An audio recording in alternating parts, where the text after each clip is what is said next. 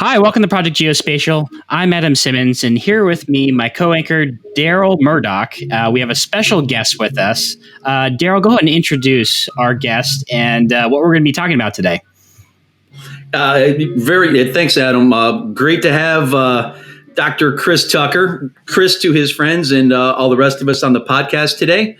And I've known Chris for well over a decade now, in a variety of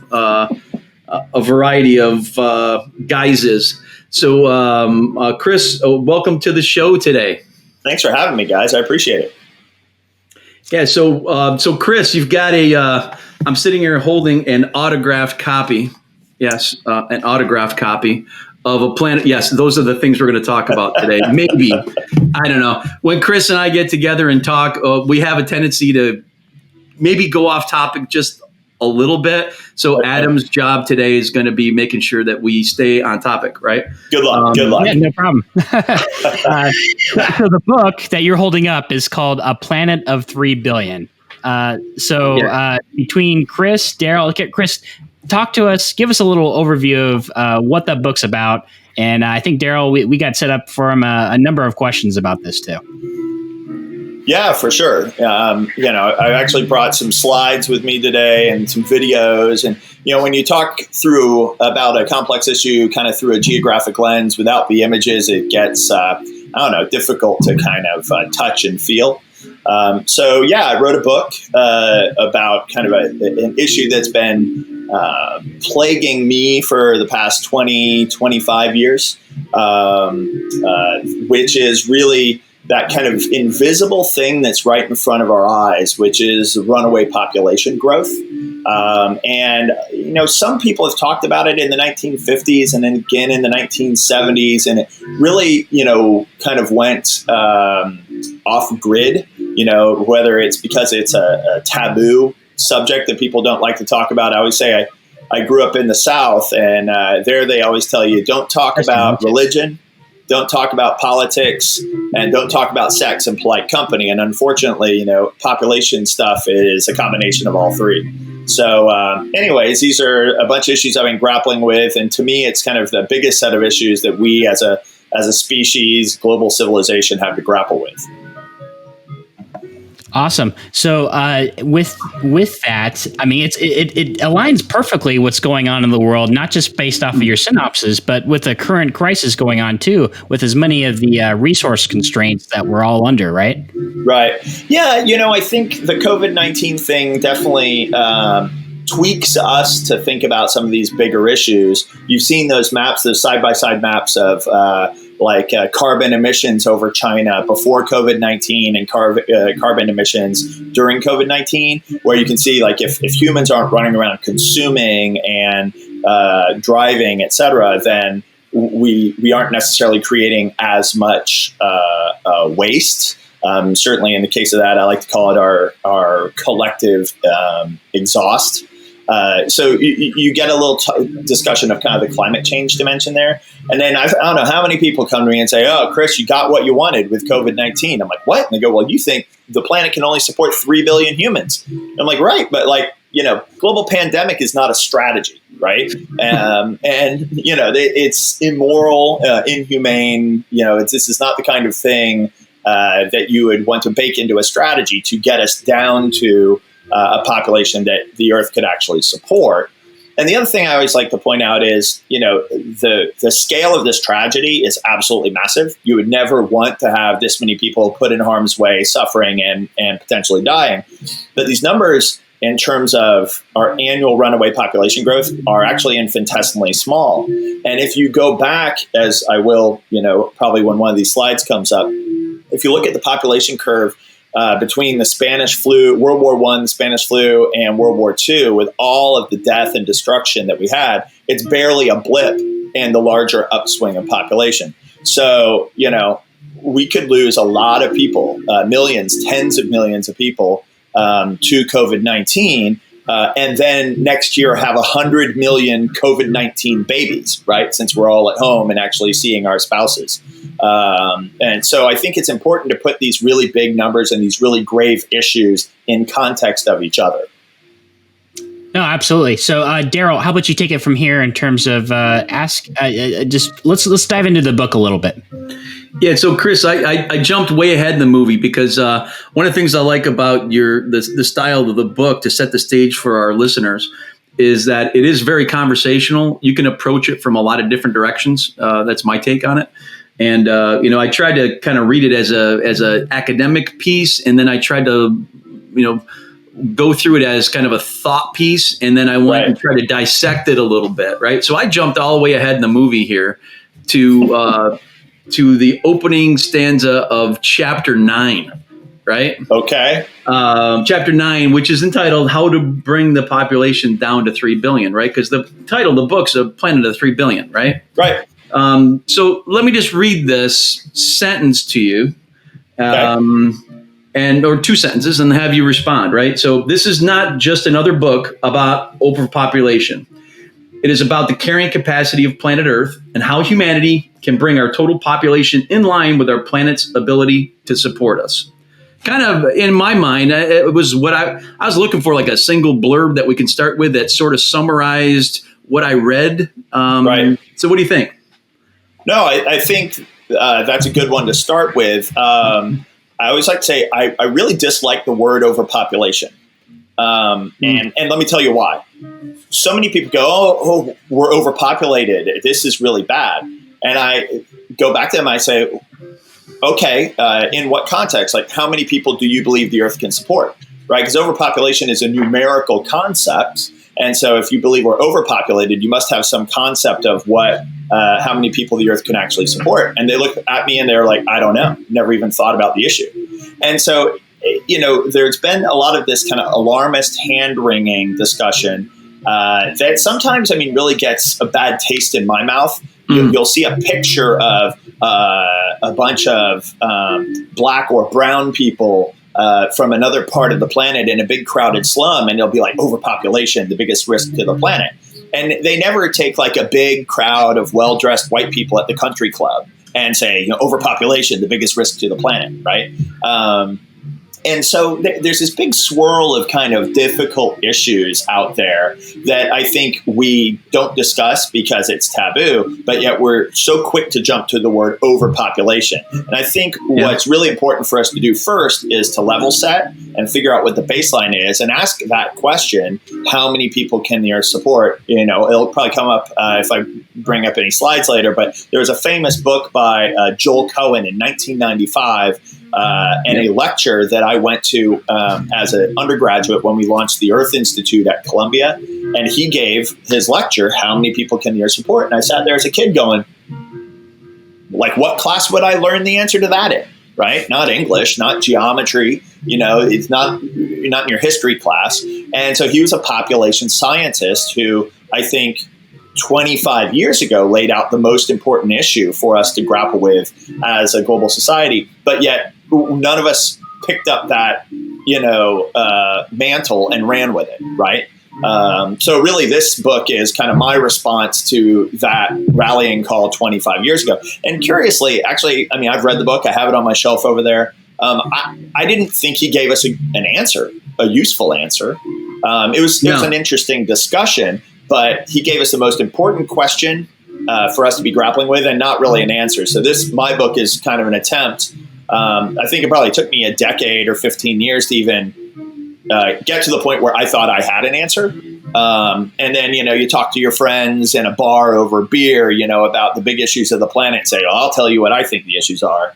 And at some point you just write a book, and here we are today. Yeah. So it's, you mentioned several times throughout the book about, it's about choices, right? Right.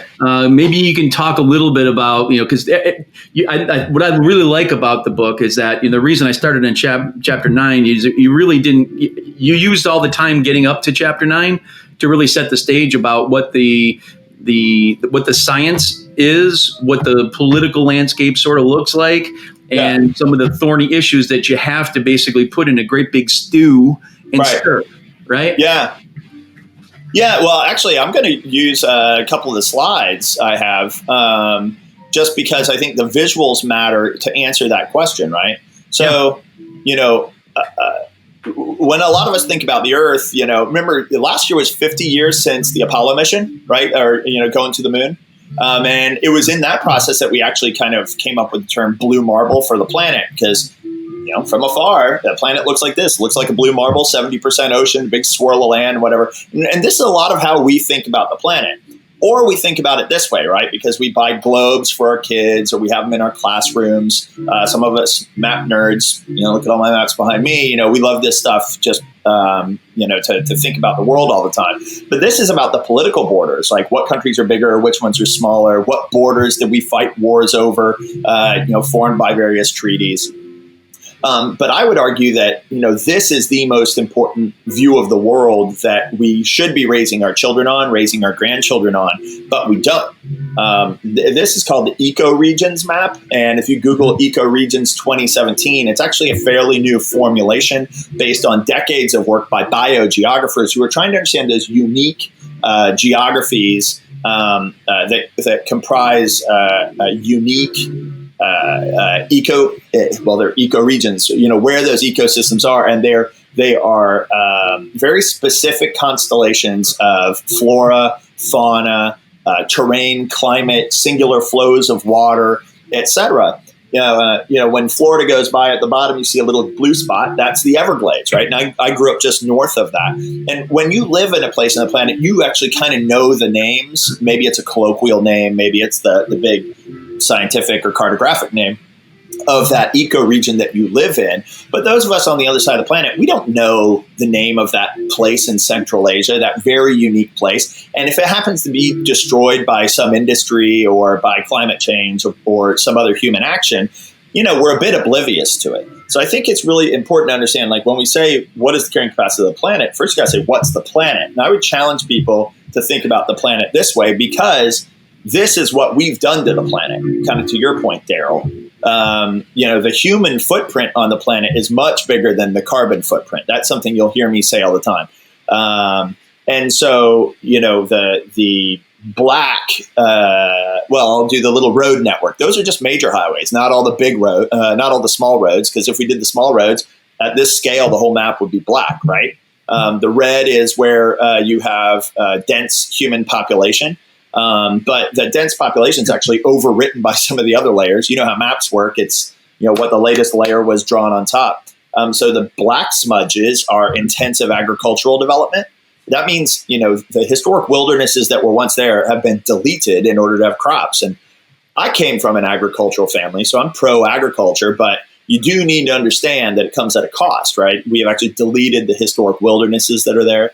The pink or purple are toxic sites. So you go, where do we have toxic sites? I'm sure there's a few. There's thousands and thousands and thousands. And in America and the EU, we have public agencies that track this stuff. The United Nations has to do it for the rest of the world because there aren't even agencies in many of these countries to track that.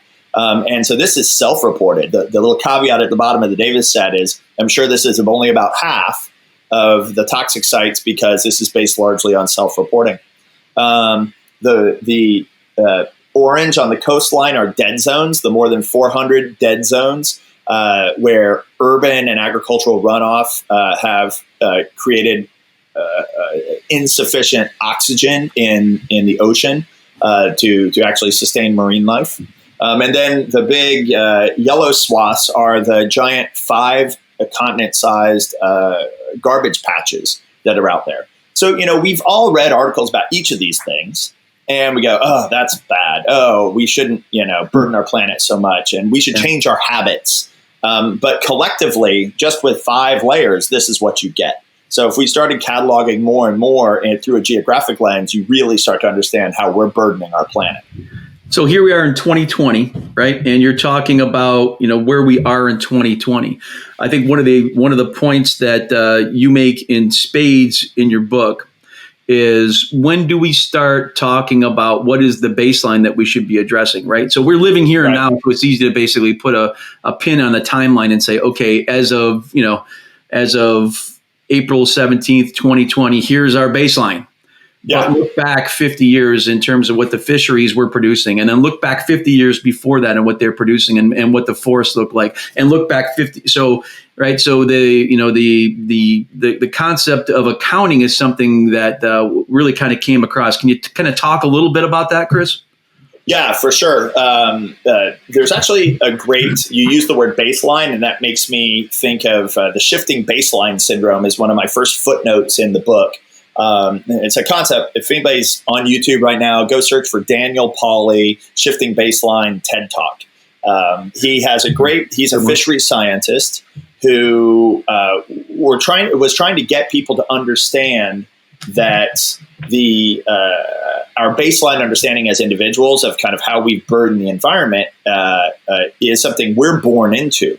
And then the planet's kind of carrying capacity slowly degrades over time. Our children, they're born into whatever that reality is, not understanding kind of the previous baseline.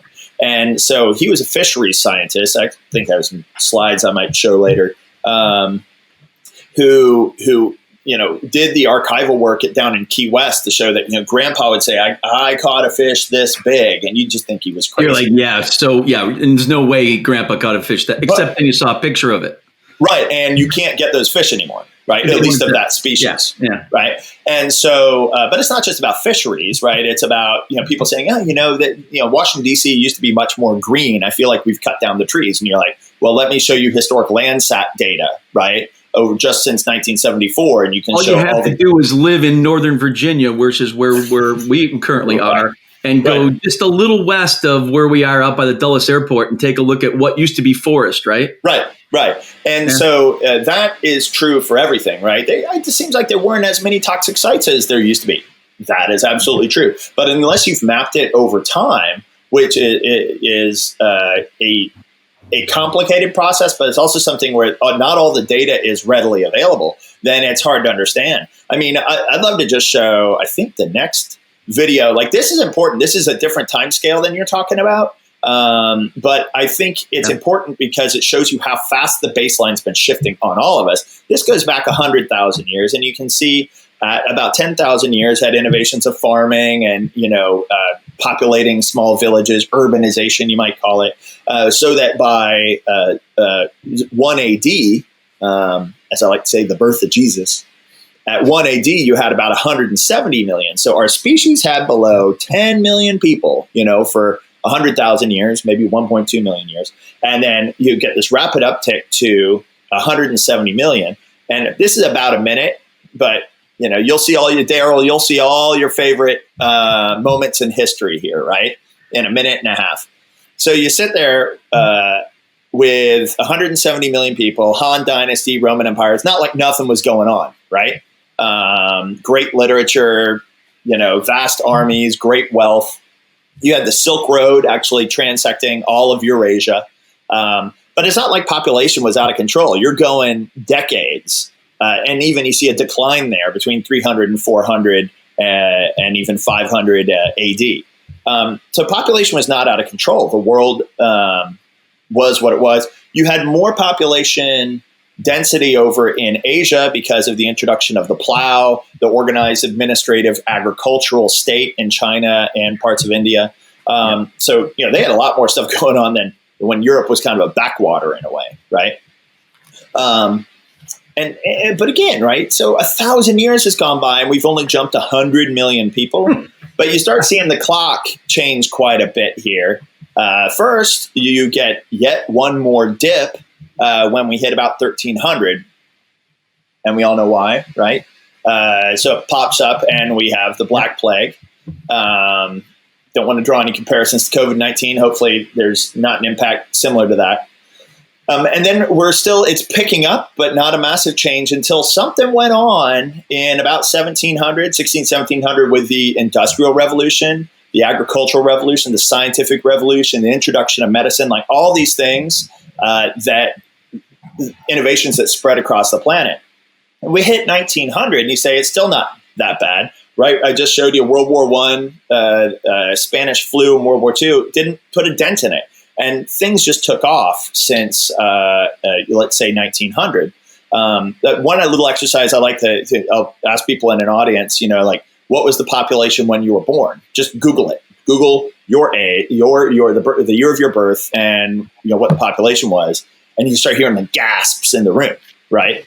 And there'll be plenty of people in the room where, if they're older, the population of the planet was 3 billion, and now we're at 7.7. But nobody quite gets that since, let's say, early 1900s, mid 1900s, we've been growing at 85 million people a year, which is the equivalent of 10 New York cities just added to the planet. That's not how many people are born. That's how many additional people are in the human population. So that baseline of what you knew of the human footprint on kind of the global ecology is just, changing continuously. Every time you have a kid, they have a kid. It's just fundamentally different. And I think that's important for people to grasp. Yeah, the other piece of it is, when we think about, I think you stated it very nicely at the beginning of our conversation, right? So there's there's kind of a developed versus developing nation dichotomy that comes along with that, right? Because we have in the U.S. a certain amount of we have a standard of living that for a lot of folks, people say, hey, we should have the same standard of living. We should be able to spend the same amount of natural resources to get our life to be looking just like theirs. Right. So, one of the concepts that, I've looked at for a lot of years, and interestingly, when you were doing your undergraduate degree, I was doing my grad studies at SUNY ESF up in Syracuse. And, I was studying some of these same kind of issues. So it's like, when I looked at it then, we were talking about all these different, ways to be able to determine carrying capacity, right? Right. You spend quite a bit of time talking about, okay, so, 3 billion. Tell us how you got there, right? Because there's lots of different ways to calculate it. Sure. Yeah, you're right. I have a whole chapter on it. And partially it was for myself. You have a hunch that the Earth's carrying capacity is a bit lower. You ran across an article here and there. There's some different literatures. The different literatures don't really line up. So that really that was the hardest chapter for me to write in the book, just because, I'm fascinated by various people's approaches. Some of them involve a lot of data that you have to dig into and make sense of their math. So I kind of go through, I don't know where I'll go through some slides here. Did you know that Thanos was wrong? I don't know. I put that in for the kids sometimes. Do you know, actually, he was really into beat poetry. They always snapped his fingers. He always snapped his fingers. But let me go answer that question. Oh, I'm going through all my good slides here. This is fun. Well, you don't have to answer that right now. We can go through the good slides and get to it, man. No. Look at all this footprint. Look at all the footprint. It's not just CO2, kids, right?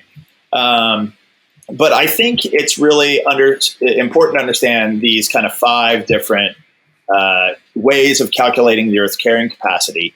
Because a lot of smart people have tried really hard to grapple with this. And so I tried not to be super dismissive when I disagree with them. It's like they're asking the right question. And I think so many people fail to ask the right question that just because I don't like their answer, I don't want to be super negative. But a lot of folks in the 90s, and let's say the 70s through the 90s, they had this hunch that there literally wouldn't be enough energy, right? And when kind of climate change became a thing and peak oil, remember peak oil discussions? We might not have enough energy to feed more people.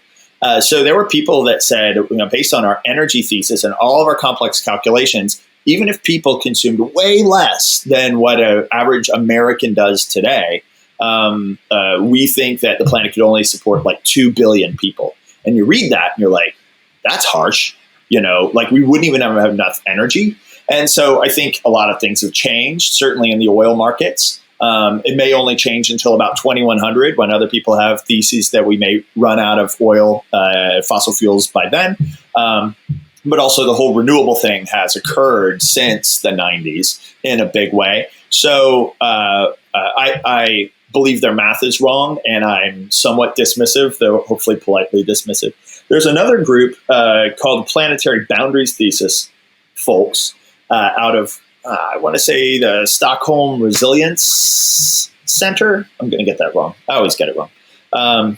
And they talk about 9 planetary boundaries that if we don't cross those boundaries, we'll be fine, right? If we don't exceed a certain CO2 count, and if we don't use too much of our arable land, and if we don't do these things, we'll be fine.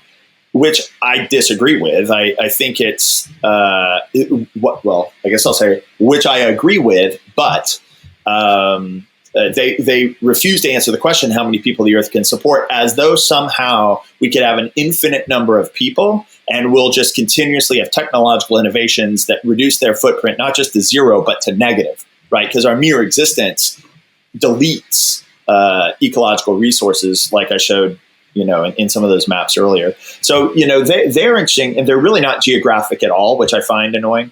The ecological footprint thesis, folks, there's a guy named Mathis Wackernagel out at I believe it's called the Global Footprint Network. And you can go on his website. It's amazing use of economic statistics at national level to show you which countries are net ecological debtors and which ones are net ecological creditors. Which makes you really think about, our pattern of consumption, our pattern of use in our country is so much worse than some other country. Even though I may love living the way I live as an American, right, it has consequences. And he's really only looking at the carbon footprint. He's not looking at those other 9 items in our larger human footprint.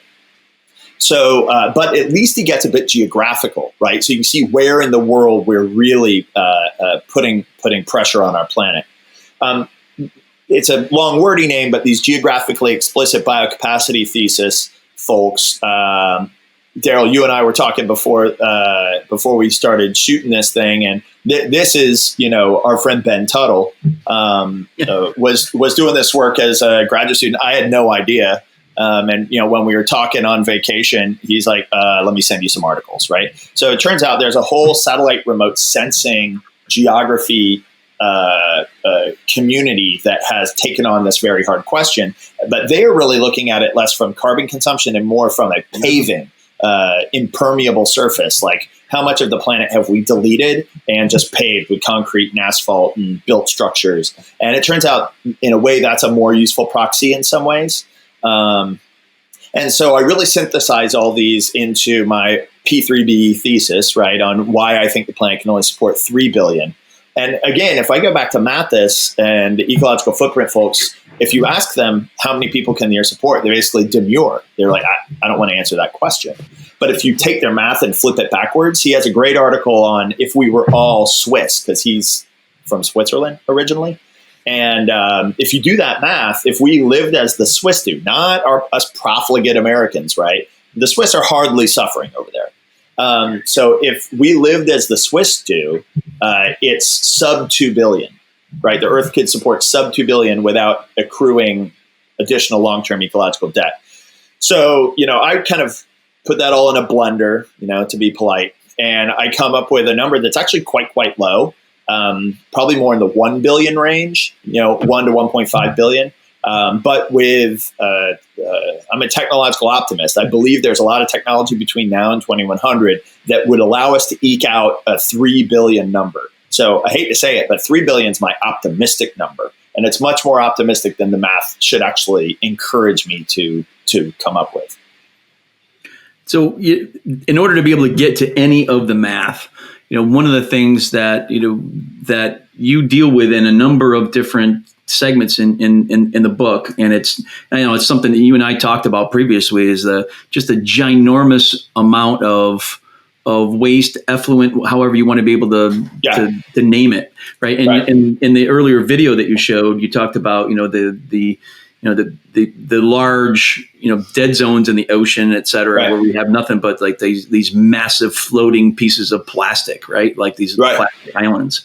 Talk a little bit, if you will, about waste, and how do we kind of get to that point where we're not just, ecologically neutral, but how do we get to a point where we go past that to, be doing ecological restoration and returning a wilderness? I mean, that seems like, almost like a pipe dream, right? Yeah. Well, look, I think we're all struggling with how to leave the world in a better position than when we showed up on it, right? I think that's something a lot of people think about all the time. but we're all coming at it from different perspectives, and we all create our own language. I was in England at giving a book talk at their net zero conference at the Royal Society. And I was like, oh, net zero, that sounds great. We should be net zero. And it was only after I heard some criticism from the audience where I was like, oh, net zero means some people can keep, outputting waste, in particular carbon emissions, as long as other people are not just putting out zero, but they're offsetting these other people's emissions, right? So net, it'd be zero. And you look at that going, wow, okay, I mean, I guess that's one formulation. But when it's beyond carbon, I've got to also allow people to put plastic waste into the ocean, but I've got to have other people not just putting no plastic waste in the ocean, but taking out more than all the other people are putting into the ocean. Oh, by the way, also taking out 50 to 70 years of accumulated plastic in the ocean. So you have to, the net concept is it's problematic. And so when you sit there and say, well, back to the energy thesis, how much energy do I need? I go, to do what, right? How much energy do you need to live the way we live today? Because we also need an enormous amount of energy, which would have to be zero emission to actually decarbonize the atmosphere, de-acidify the ocean, pull epic amounts of plastic waste and other waste out of the ocean, filter endocrine disruptors and heavy metals out of our ecosystems. These enormous energy intensive activities that we'd have to do. So it's not just, how much energy am I going to consume at home to run my dishwasher? It's in order to not continue to further burden the planet. And that's assuming maybe zero population growth. It would still take us generations and a massive amount of carbon-free energy to pay down that debt. But I would argue, we actually need to bring the population down and burn epic amounts of energy in order to carbon-free energy to try to build this back to reduce the human footprint. There's so many things that we've done. Like, I'm a capitalist. I've made money. I intend to make more money. I'm not a zero growth guy in that sense. But everybody has to admit that, there's these exoskeletons of capitalism, like that massive factory out in the frontier that was built 50 years ago. It was very profitable for 30 years, and then it ran out of whatever the natural resource was that it depended on. But it still laid waste. That region is still completely environmentally compromised due to that. And so you go, well, I need to pay that down. I need to allow those ecosystems to rewild. I need those ecosystem goods and services to come back. And how do I do that?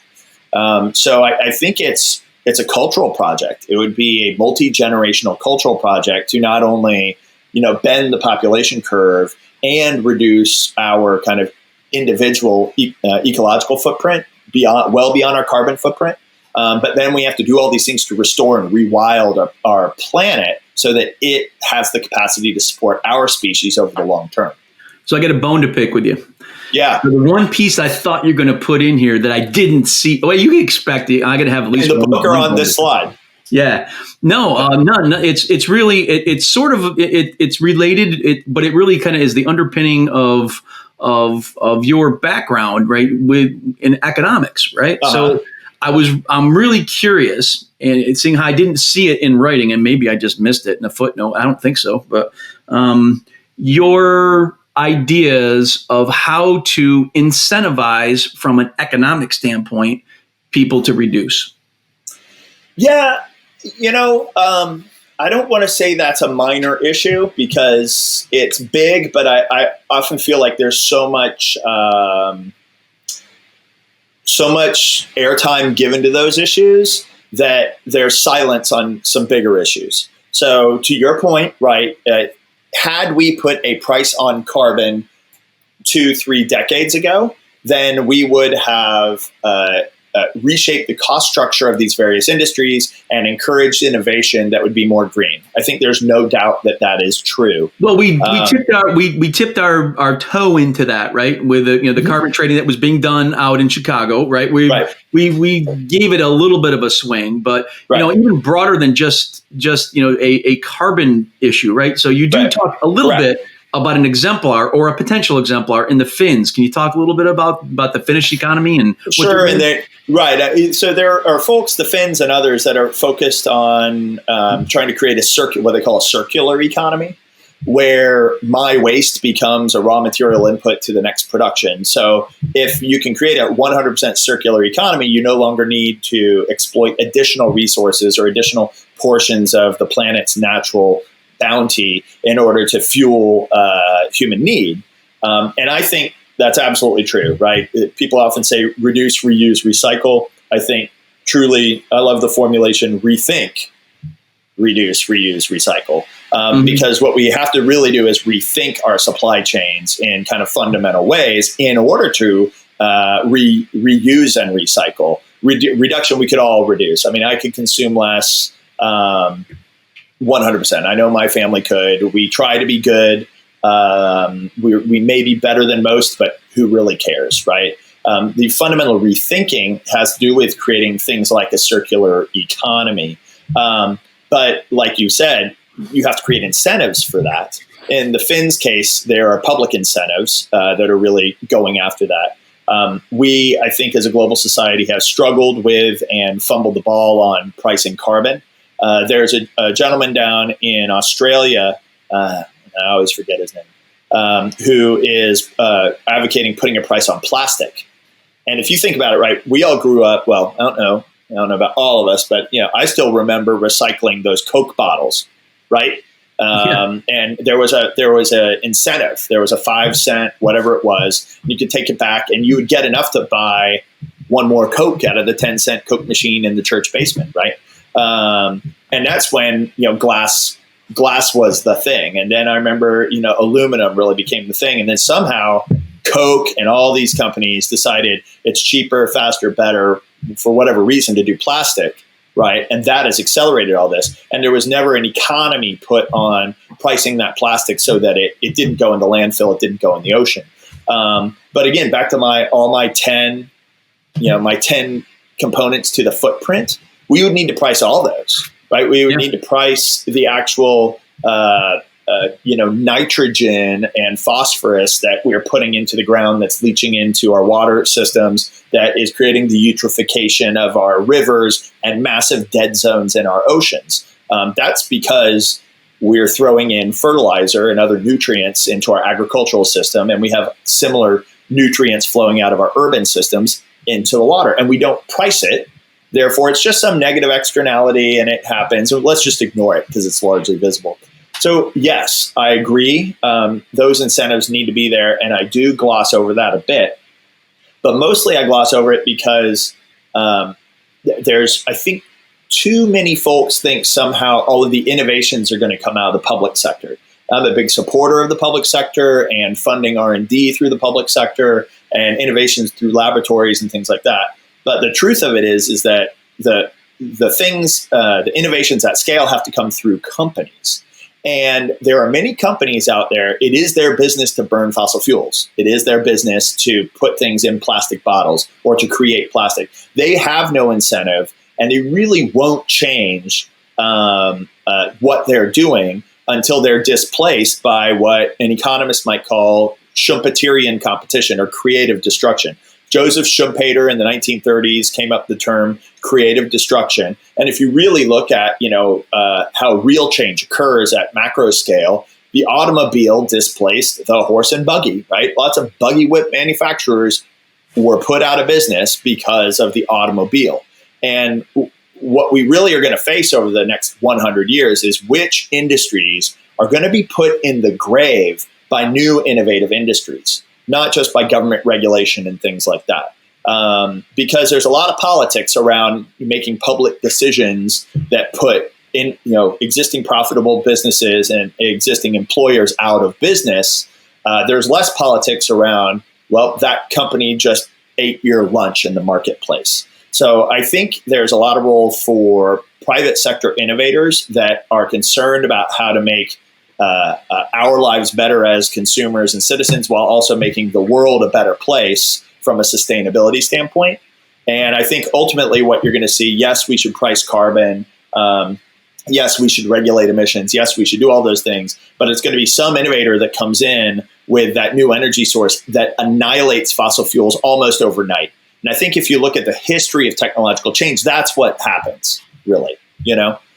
So that's what I try to get people to focus on in some of my chapters, particularly when I talk about rethinking economics in an era of degrowth. If we do bend the population curve, so much of our GDP growth that we depend upon is just driven by population growth, right? So if your population doesn't grow, your GDP growth isn't solid, but your GDP per capita growth may be great. So why are we measuring GDP growth as economists? Why do economists focus on a bunch of the things that they do? It's a mystery to me. Well, I mean, the whole neoclassical economics theory that if you don't grow, you die, right? That's kind of where we're stuck, both as a society and as individual companies, right? So if you take a look at what Wall Street asks for every quarter is let me see your sustained growth and what's your projection for growth, right? It's not what's your projection for keeping the same amount of revenue and doing more with it or better things with it, right? No, I think that's true. I have a stock portfolio. I like it when my stock prices go up. So, who am I to criticize? But, the whole public market thing is interesting, where if you're in the public markets, you are expected to make a profit and grow continuously. And at one level, you go, okay, that's fine. Those more profitable, those higher growth companies are going to cannibalize the other companies. And maybe that's the way it should be. I think there's room for criticism on that. But there really is no room for alternative forms of financing, where I may just build a solid business that has solid margin, that returns dividends to the shareholders and treats the employees well, but also is environmentally conscious. And so I think a lot of companies chasing quarter after quarter profit and quarter after quarter growth are more than happy to slough off responsibility for their negative externalities of their business and treat it as a cost of doing business, albeit it's not a cost to them. It's a cost that is foisted onto our planet, right? So, I think we really need to think through how we finance corporations, how we capitalize them, and what the expectations of return are. Because I know plenty of businesses, kind of old school businesses that are out there that generate great returns, but yet are not chasing quarter after quarter growth. And exactly. I think, there's plenty of opportunity to rethink our financial markets. But, one of the things I always say about economists, and I put throw plenty of shade on economists in this book. So sorry, guys. But one of the things I like to point out is in the 20th century, right, one of the biggest cultural defining cultural aspects of the 20th century was this fight between capitalism and communism after World War II. And so capitalism was constantly seeking to demonstrate that it could provide growth and well-being and prosperity to everybody around the world. And it refused to fumble, because if it fumbled the ball and had another depression or something, somehow communism would take over. So communism was this big boogeyman. And I think, the economics discipline really got trained to, in that era, that economic growth is an imperative. It's the only thing we have to care about, damn the torpedoes. And even after the fall of communism, we stopped really searching for, maybe more nuanced goals, right, for our economic activity. So I think we kind of forgot that piece, right? We just like, okay, game on. Let's just go live our lives, whatever that means, without a higher goal. It was easy to, focus then, right? So Chris, we've got a few minutes left. I want to make sure that we cover two more topics, right, in the time we've got left. One, you actually have an entire chapter devoted to, and I quote, a cookbook for global leaders and global citizens. Talk to us about your cookbook, man. Well, I don't even know what I have here. So there's what can we do and what must we do, right? So it's one thing to talk about how jacked up the world is and how people are doing bad things to it and how nothing's going right. And that's certainly not why I wrote the book. I think it's important to understand what you're doing that's problematic so that you can do better things. But there are things that we can all do. None of us can do everything, but there are many things that each of us can do that if we kind of collectively did it all, we would be able to make the world a better place. So, the first one, I always like to point out is we must bend the global population curve. And you go, well, what can I do? I'm 72 years old. I'm past the childbearing age, or I'm a child. What can I do? It turns out that every geography where women are empowered, women are educated, women are integrated into the workforce and have access to family planning technologies, you have below replacement value fertility, right? Next year, you'll have fewer people than you had the year before. And if not for immigration, that would be true in the United States and in Europe. It certainly is true in Japan. Last year, they lost 500,000 people out of their population. And there were these breathless reports in the New York Times and elsewhere. What are they going to do? You go, well, they're going to have a very affluent nation, that does pretty well. And then the economists point at GDP and go, but their GDP isn't explosive. You go, well, look at their per capita GDP and look at their well-being and look at how, ethically and responsibly they take care of their elderly aging population, et cetera, et cetera.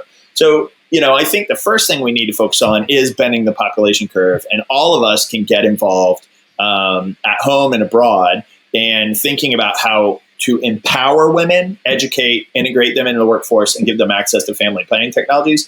Many people want to focus on access to family planning first. And I God love them. I support their efforts. It takes a village. Everybody's got to do their part. But I do think it's important to appreciate that when women are empowered, educated, and integrated in the workforce, a lot of those access issues, except for in regimes that have legal restrictions, right? A lot of those access issues kind of get worked out.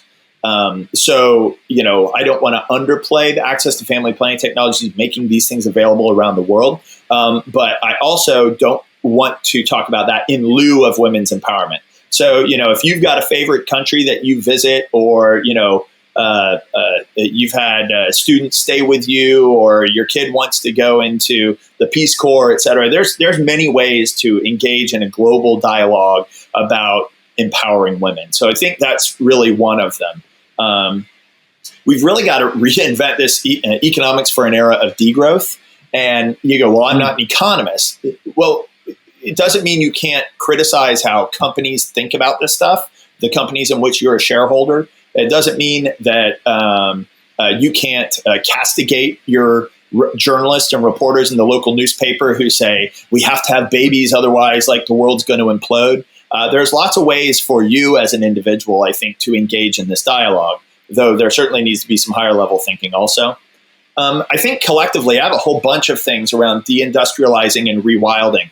And this could be down to what if every one of us set aside a portion of our yard? I'm one of those bad actors with a big, fat green lawn. There's nothing more unnatural than a giant green lawn.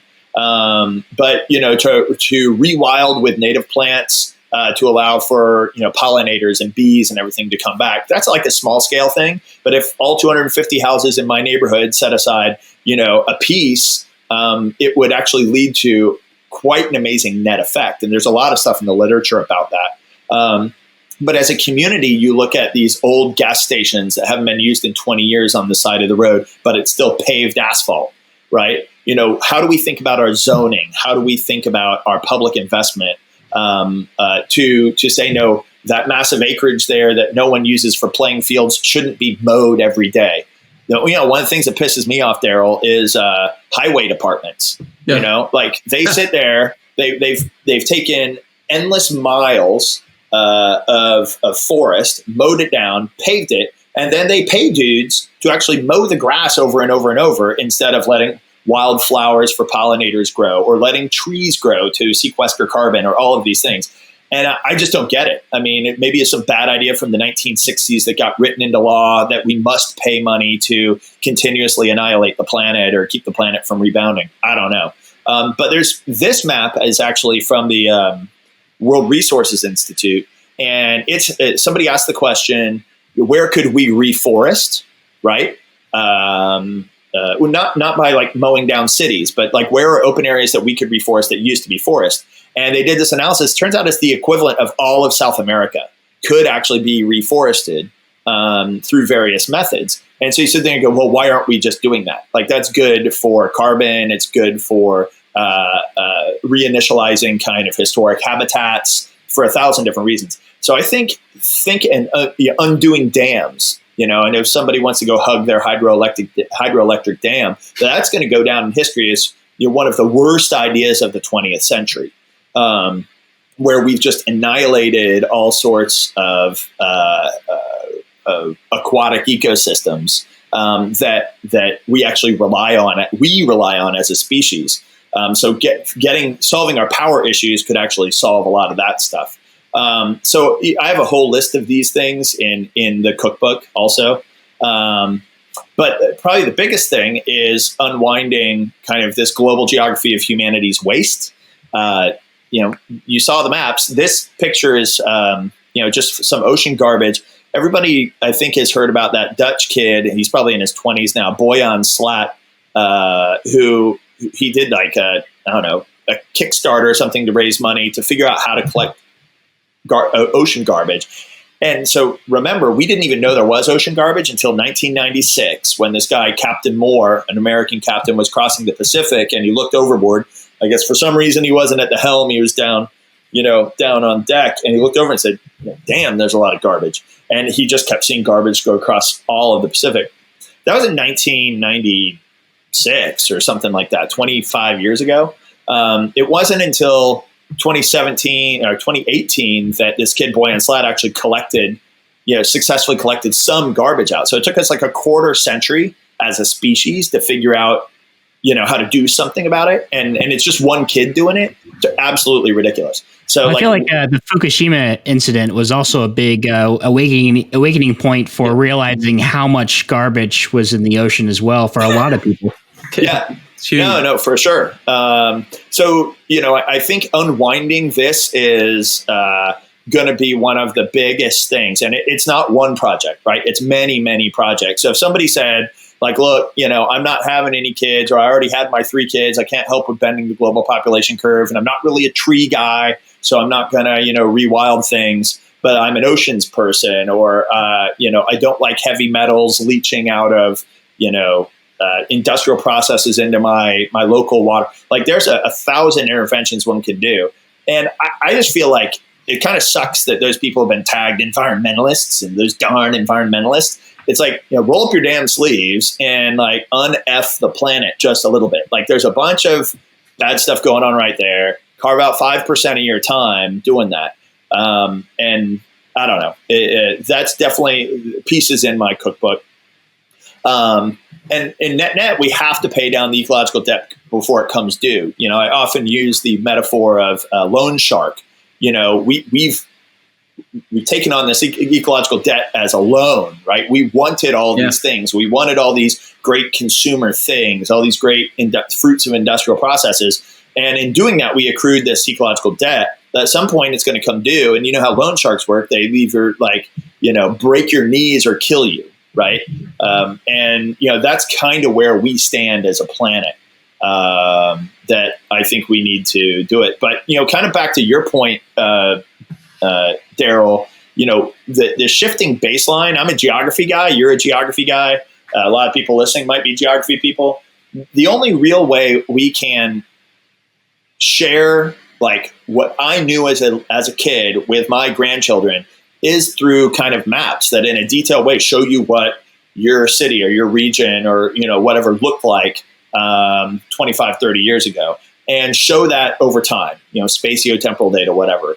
There might be some other way, and I would love to hear some really great communications people that can show it. But, there are no great spatial temporal data resources that show how this baseline has been diminished over time. So it makes it really difficult in public processes, with lawmakers, with local zoning authorities, whatever, to say, no, it's not just about deleting, one more acre in the city. This is the 1,300th acre of wetlands that has been wiped out over 40 years, right?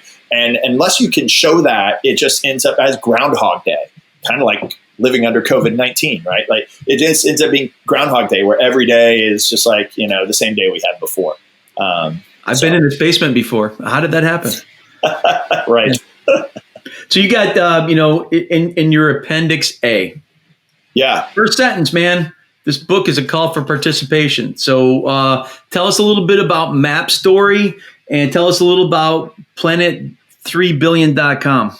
Well, sure. Planet3billion.com is just, our website. You can, sign up if you want to get updates from the blog and, simple stuff, or reach out or come to talks and meet and figure out, what you can do. Map Story is just a little nonprofit I started up years ago to help people share spatial temporal data for all sorts of nerdy personal reasons. And I feel like it's an example of a place, certainly not the only place, where people can do good work to show how there has been change over time, probably negative change over time, as it relates to kind of our ecological resources. And put that together in a way that everybody can share it with each other for public decision-making processes or what have you.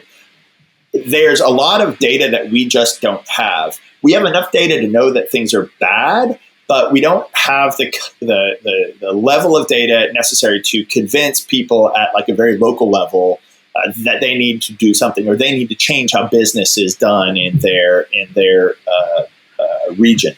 So I think there's a huge role for geographers, geography nerds, people who just like data and maybe slapping it on maps. And while you saw that first video at the beginning about the spread of humanity, just to get that data together in actual GIS data instead of like in Adobe Illustrator or whatever was tremendously hard. The data sources are not well managed. They're not out there that are in an easily accessible format. And that's just where the people were, not what their consumption patterns were, or what their impacts on the planet were. So if we were to build a resource that would allow us to understand just over the past 100 years, maybe 150 years, how humans have created that human footprint, I think that would go a very long way to helping us combat it. In many ways, people have talked about how geography is the art of making the invisible visible, right? And these things aren't literally invisible, but you don't know what it was before, so you don't know, how to differentiate it and how to draw it and how to communicate it, which is kind of the same thing as making it invisible. So I think there's a big role for people if they didn't know how to bend the global population curve, they didn't know how to clean the oceans, just from a data nerd standpoint. You could roll up your sleeves at your local community or at your state level or national level and really help us paint a better picture about the growing human footprint on the planet. Listen, Chris, it's has been, we're coming up on the end of our bewitching hour here, and this has been awesome. I've got like about 300,000 more questions that I want to get to, but love to have you back in the near future to kind of pull the thread on some of these other things, like how are we actually be able to, map impervious surfaces, and, what technologies could we ask people to do? I'm thinking about, all sorts of DIY drone, instantiations where you can just chuck data in. I mean, Adam's an amateur drone pilot himself, and he's got all sorts of cool things that he does. And I'm just thinking about, love to be able to continue that conversation if you're game. Love to. I'll come back early and often. And I'll even add, as simple as, as we're going through this current crisis, the impacts of, you talked briefly on that at the beginning of this session, but the impacts that you're seeing dynamically as we're living it, but also as an opportunity too, as almost a reset button in a way, as when we're coming back online, going back outside eventually. How people can reset and like, okay, let's restart a new routine as a population too. No, I think that's a great point. I mean, if anything, this maybe heightens our senses to the things we used to do. So, like you say, as we reset our new habits, we could be less impactful on the planet. I think that's a great way to look at this.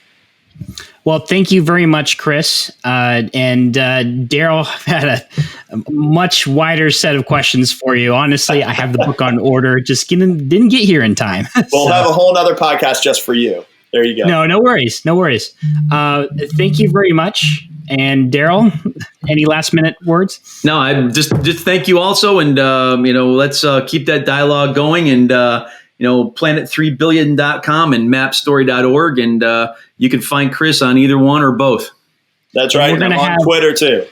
Yeah, and we're going to have links to the book, where to buy it, and a few of the other referenced items that you mentioned throughout the show. So fantastic. Thank you very much, everybody.